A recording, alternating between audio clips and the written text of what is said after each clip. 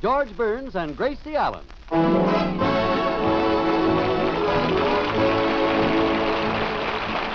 the music of Felix Mills and yours truly, Harry Von Zell. And now meet the people who live in the Burns house, George and Gracie.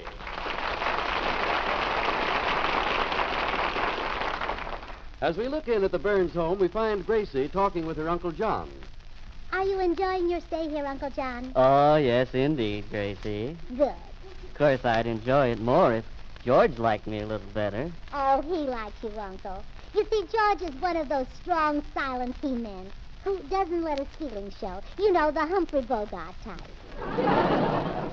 George is the Humphrey Bogart type? Oh, certainly. George appears to be as hard as a rock, but that hard exterior is just something he puts on. Oh, really? Oh, sure, and I ought to know. I lace him into it every morning. Well, I still don't think he likes me. Well, now, what makes you think he doesn't? Oh, maybe I'm oversensitive. Just the way he greets me in the morning. Oh, what does he say? Are you still here? Oh, Uncle, pay no attention. That's the Bogart coming out in him. Say, Uncle John, I just had an idea. Since George is the Humphrey Bogart type, the way to handle him is to be like Lauren Bacall. But I don't think I've got the shape for it. Oh, no. I didn't mean you. Well, I hope not. Oh, there's a woman with a beautiful figure. Oh, you said it. Where she accentuates, you're positive. I meant that I could be the Lauren. Is that what it is? Yes. I could be the Lauren, but no, I guess I'm not the type either. Oh, yes, you are, Gracie. Oh, no, I'm not either. Why, if you took that beautiful, exotic, gorgeous creature and stood her next to me, it wouldn't take you half an hour to tell us apart. Oh, Gracie, where'd you put my pipe? Oh, just a minute, dear. But, Uncle, it would be worth trying. If he goes for it, maybe I can get him to let you stay. Oh, that would be fine. Yeah, I'll pull a few of Lauren Bacall's lines on him. You know, I'll even do that kiss scene. You know, where she kisses Bogart and says, it's even better when you help.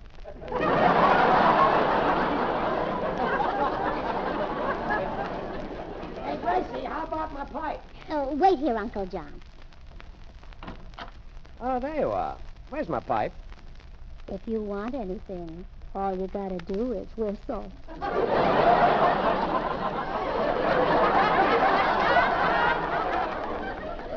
Whistle? And while you're puckered, I'll pour it on you. Huh? I'll palpitate your puss. Gracie, what's the matter with you? I'll slip you some lip drip. What are you talking about? A kiss. A kiss. Oh, all right. A kiss, and then you'll find my pipe. There. It'd be even better if you got some help.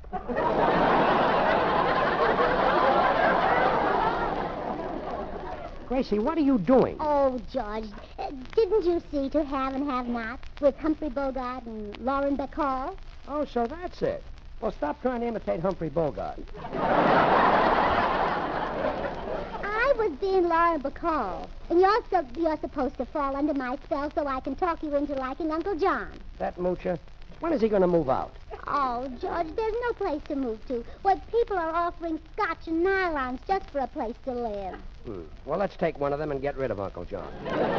But, George, Uncle John loves you. He always says the nicest things about you. No, wait, I'll show you. Uncle John! Gracie, I'm not interested in what Did you call me Gracie? Yes, Uncle. I was just telling George what nice things you always say about him. Oh, I do, George, I do. I always tell everyone that you're a fine man. Let them laugh at me. Look, Uncle, I always stand up for you, no matter how the family hates me for it. Look, Uncle... When you wanted to marry Gracie, her mother said, I won't let my daughter marry that good-for-nothing ring-tailed weasel. But I said, let her marry him. Look, Uncle, I like to say nice things about you. Of course, you're not a blood relation, But I like to imagine you have blood just like the rest of us. Look, Uncle, I like you, George. I'd go to the ends of the world for you. Well, here are my 8 coupons. Get going. Why, sure, George. Anything you say. You like me, I like- know, Uncle. You're crazy about me. Oh, come on. Don't try to act so rough and tough, Bogey. Bogey. Well, Uncle John and I think you're the Humphrey Bogart type. And you are, you magnificent brute. I'll go. Oh, I mean it. Women rave about how Bogart sets them on fire. Why, ever since I married you, I've been nothing but burns. Gracie, I... Come in. Good morning, Burnses. Oh, hello, Harry. Well, now, look, we'll leave it to Harry. Leave what, Gracie? Well, don't you think George could play Humphrey Bogart's part in To Have and Have Not? Sure. Of course, with George playing it, they'd have to change the title to Haven't Got and Can't Get.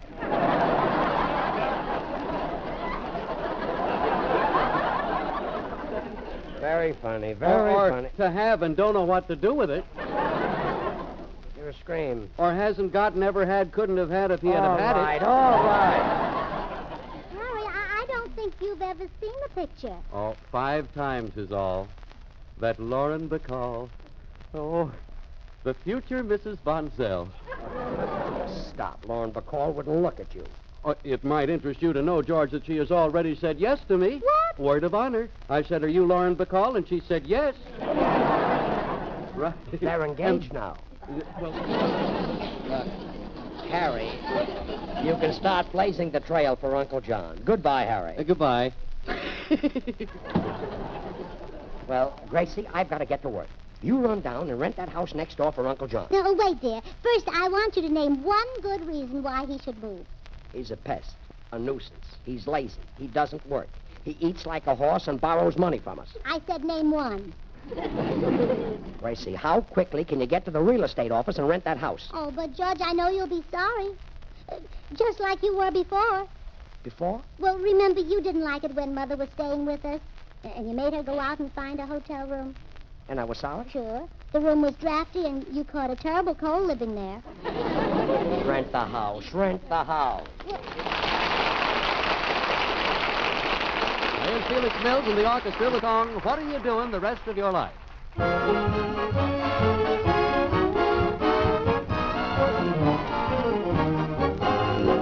What are you doing the rest of your life?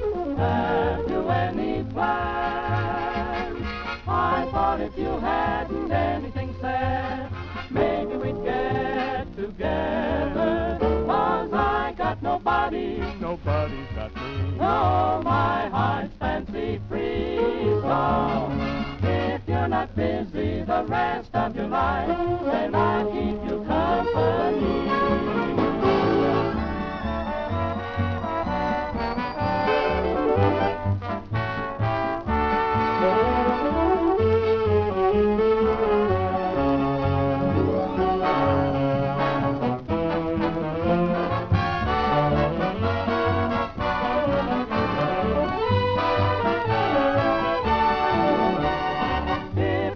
Busy the rest of your life, then I'll keep you company.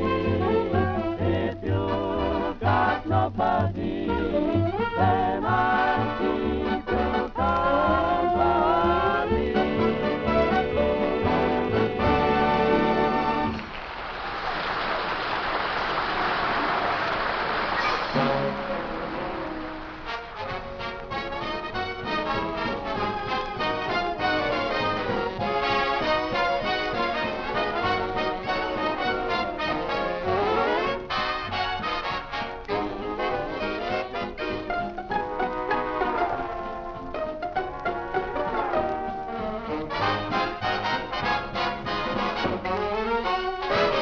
I'll be down to get you in a taxi, honey. You better be ready about 8:30.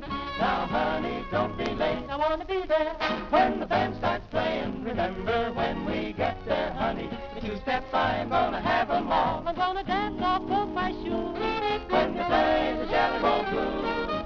Tomorrow night at the Darktown Strutter's Ball.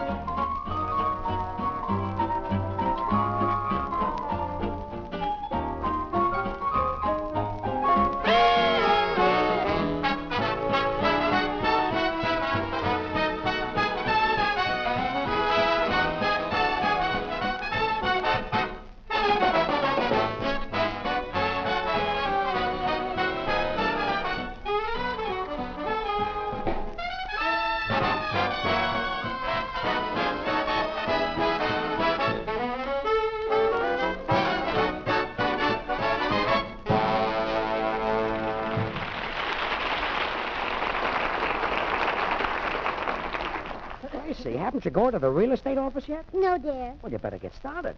If you don't, someone else may take the house, and your uncle will have to stay here. Oh, darn it. So you thought of that, too.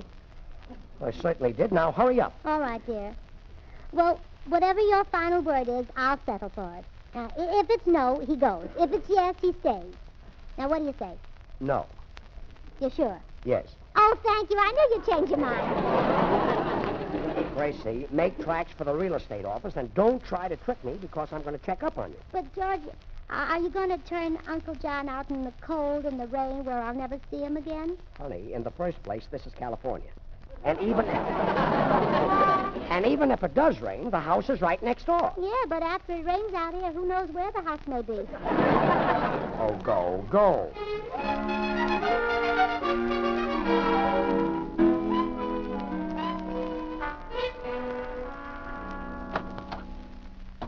Oh, good afternoon. I'd like to... Oh, Gordon Case.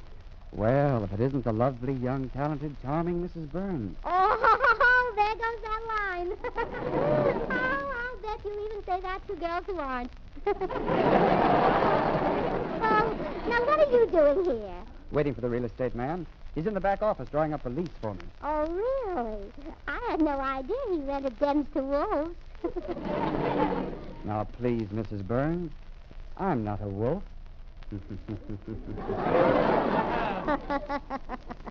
And I'm not Red Riding Hood, but I wouldn't trust my grandmother with you. Now, look, you're just upset because I won the election for Scoutmaster from your husband. Oh, yeah, well, George just got a bad break, that's all. What do you mean? Nobody voted for him. But really, Mrs. Burns, I'm better qualified to be Scoutmaster. Now, you take woodcraft. I'm sure that Mr. Burns knows very little about nature. That's not true. I spent years telling George about the birds and the bees. Mrs. Burns, you know, we should try to get along now that we're going to be next-door neighbors. Going to be what? Neighbors. The lease I'm having drawn up is for that vacant house next door to you. You rented it? Oh, how wonderful. Well, that's more like it. Oh, no, now, don't get the wrong idea, Mr. Cates. I'm glad you took the house only because now my uncle won't have to move. Oh, I see. Oh, you've given me quite a letdown. Well, don't you worry. You'll give yourself a build-up. Well, at least I'll try to be a good neighbor. Oh, we'll get along. But remember one thing. Your bedroom window faces ours, so from now on, our shades will be down.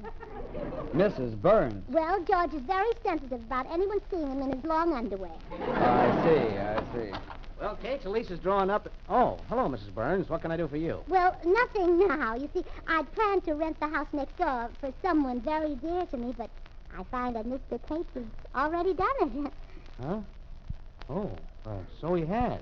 Oh, my husband will be furious when he finds out, but personally, I'm very happy. And so am I. Shall we go, Mrs. Burns? Oh, yes, I'm ready. You never know how much this means to me. Wow. I knew Cates was a ladies' man. But imagine Mrs. Burns wanting to rent the house next door for him.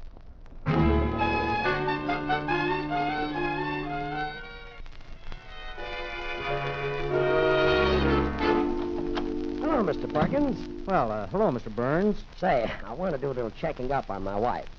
Did she come in here to rent a house next door to ours? Uh-oh. I was afraid you'd find out about that.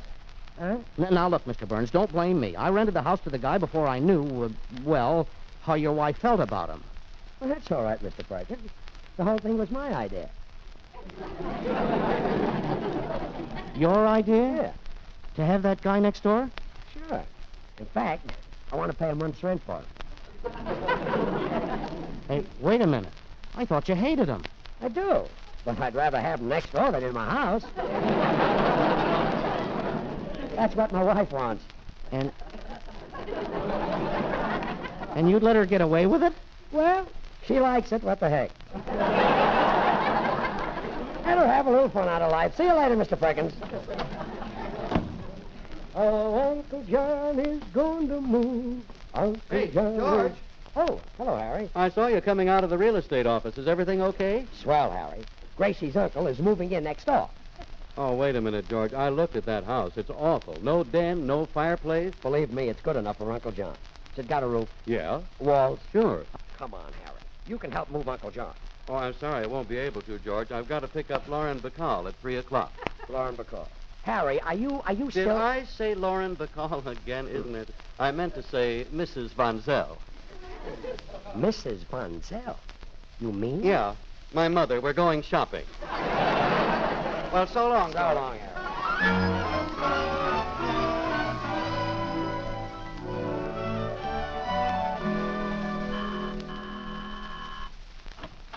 Good afternoon, Mrs. Burns. Oh, Mr. Postman, I'm so glad it's you instead of my husband. That's what all the women say. I wish I weren't so irresistible. Oh, you misunderstand. Oh, don't worry. I'm not the type to take advantage of my fatal charm. I've never even stolen a kiss. But... Not even a hug. I'm too clean cut. And it's so much trouble taking off my mailbag. Oh, no. Oh, but Mr. Postman, you misunderstood me. You see, my husband sent me to the real estate office to rent the house next door for my uncle. But I got there too late, and Gordon Cates rented it. Oh, when George gets home, he'll be furious. Well, handle him like I handle my wife. When she gets furious, I just tell her what I think of her and go right out the door. Really? Yes. I only wish she'd open it before she throws me out. My goodness. You shouldn't stand for that. Oh, she isn't always that way. Sometimes she treats me like I was one of her most precious possessions. Oh, good. She locks me in the cedar chest with her nylon. Well, George has a terrible temper, too. When he finds out that Gordon Cates is moving in next door, he's liable to grab his brass knuckles and run over there and rap on the window to keep Mr. Cates awake. Oh, here comes the terrible-tempered Mr. Burns now. Oh, dear, now the storm will break. Hello, sweetheart. Hi, Mr. Postman. Have a cigar. No, thanks. The last time I smoked one of yours, people kept looking into my pouch to see if the leather was on fire. Okay, suit yourself. Well, I'd better be running. Goodbye, Mrs. Burns. Remember, keep smiling. He's a nice little guy. Say, George, you seem to be very happy. I guess you didn't go by the real estate office. Sure I did. And everything's perfect. But, George, have you been drinking? Don't be silly. I'm very happy to have that guy next door. Is he moving in today? Well, no, he can't move in until tomorrow because the house needs cleaning. Well, get me a mop. I'll go right over and clean it up for him. What? George Burns, you come right in the house and have some black coffee and tin cans. Tin cans? Yeah, you're as drunk as a goat. No, I'm not. Now get me a mop. I'm going over there and make things spick and span. Well, this I gotta see.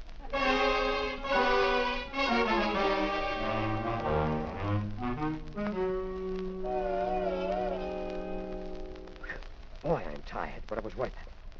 Now he can move right in. Oh, you did a wonderful job, dear.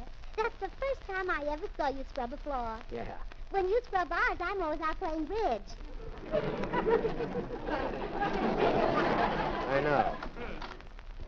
Well, what's going on here? I'm cleaning this house. And what is it to you, Cates? Well, I'm grateful, George. Very grateful. This is mighty neighborly of you.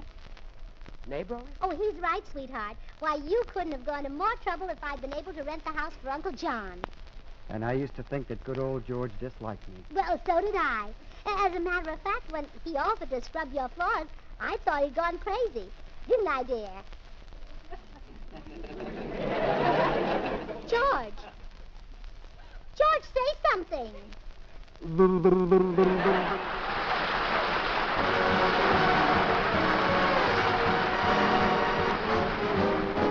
The very thought of you, and I forget to do the little ordinary things that everyone ought to do.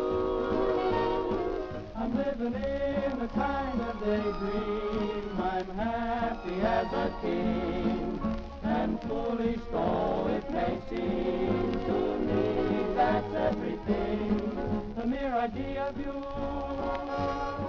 the longing here for you. You never know how slow the moments go till I'm near to you. I I see your face in every flower, your eyes in stars above. It's just the thought of you, the very thought of you, my love.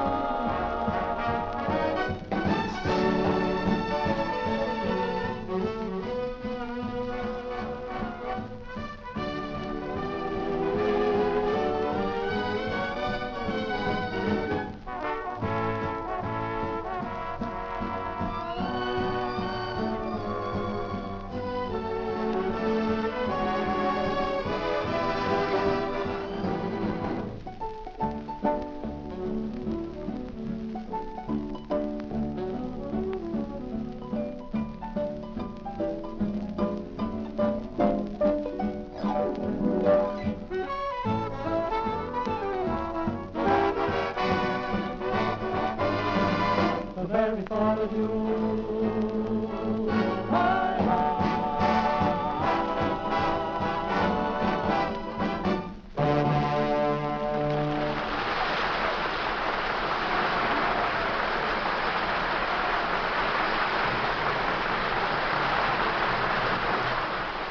Oh, George, you don't have to feel bad anymore about Gordon Tate being scoutmaster. You're one, too. I am. Uh-huh. Here's a telegram from the scouts of Troop Number 7, Coral Gables, Florida.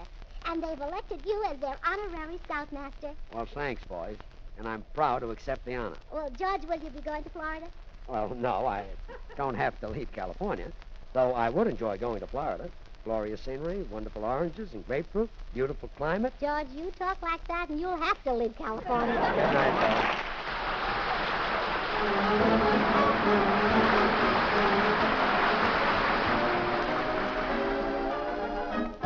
Oh, Tico, Tico, Tico, Tico, Tico, tock. This Tico, Tico, he's a cuckoo in my clock. And when he says cuckoo, he means it's time to woo. It's Tico time for all the lovers in the block. I got a heavy date, a tater at 8. So Tico, Tico, tell me, is it getting late? If I'm on time, cuckoo, but if I'm late, woo-woo. The one my heart has gone to may not want to wait.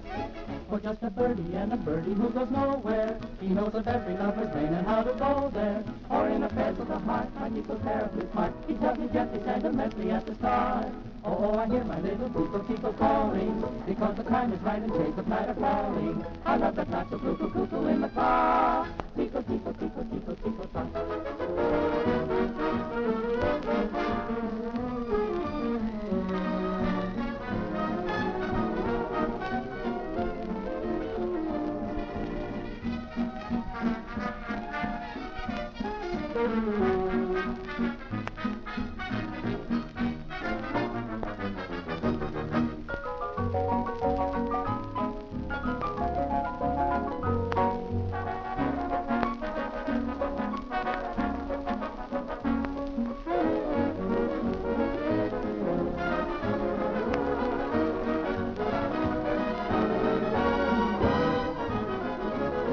Oh, Tico, Tico, tick.